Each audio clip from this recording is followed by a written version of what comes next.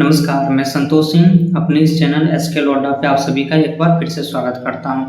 आज मैं बताऊंगा कि किसी भी अदालत में कानूनी कार्रवाई शुरू करने के लिए क्या-क्या चीज़ों को आपको जानना ज़रूरी है, क्या-क्या नियम का आपको पालन करना पड़ेगा। अब देखिए होता क्या है ना कि अदालत में कानूनी कार्रवाई शुरू करने के लिए अगर आपके पास एडवोकेट नहीं है, वकील नहीं है, वकील के लिए पैसे नहीं हैं, तो आप अपने आप को भी प्रतिनिधित्व कर सकते हैं या फिर आपको वकील प्रोवाइड भी कराया जाता है जो कि फ्री ऑफ कॉस्ट होता है। लेकिन जो मूल्य बातें हैं, जो कि मेन पॉइंट है, हम उस पे आते हैं। अगर अदालत में आप कानूनी कार्रवाई शुरू करते हैं तो सबसे पहला चीज़ तो होता है कि आपको शिकायत तो दर्ज करना पड़ेगा।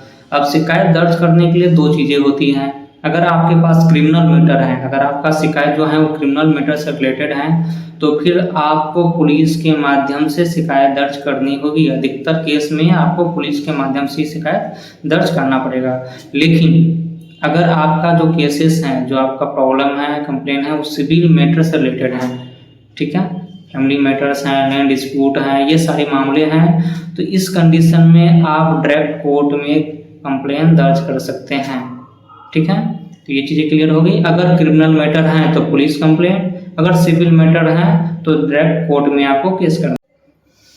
अब बात आती है कि शिकायत करते हैं, अगर हम लोग शिकायत करते हैं तो क्या क्या चीज़ें हमको उसमें मेंशन करना है, क्या क्या जानकारी देनी है और क्या क्या जानकारी नहीं देनी है। अब देखिए किसी भी कंप्लेन में, चाहे वो क्रिमिनल मैटर हो, सिविल मैटर हो, किसी भी कंप्लेन में आप अपना नाम, पता, पूरा विवरण के साथ साथ विपक्षी पक्ष, जो हमारा विपक्षी पक्ष होगा जिसके ऊपर हम शिकायत दर्ज कर रहे हैं, उसका भी पूरा विवरण डालेंगे।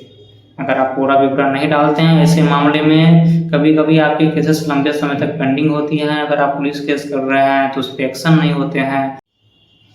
इसी तरह की जानकारी के लिए हमारे चैनल एसके लोडा को आप लोग सब्सक्राइब कर ले। अगर फेसबुक पे देख रहे हैं तो फॉलो कर ले, साथ ही इसको शेयर और लाइक करना बिल्कुल भी ना भूलें।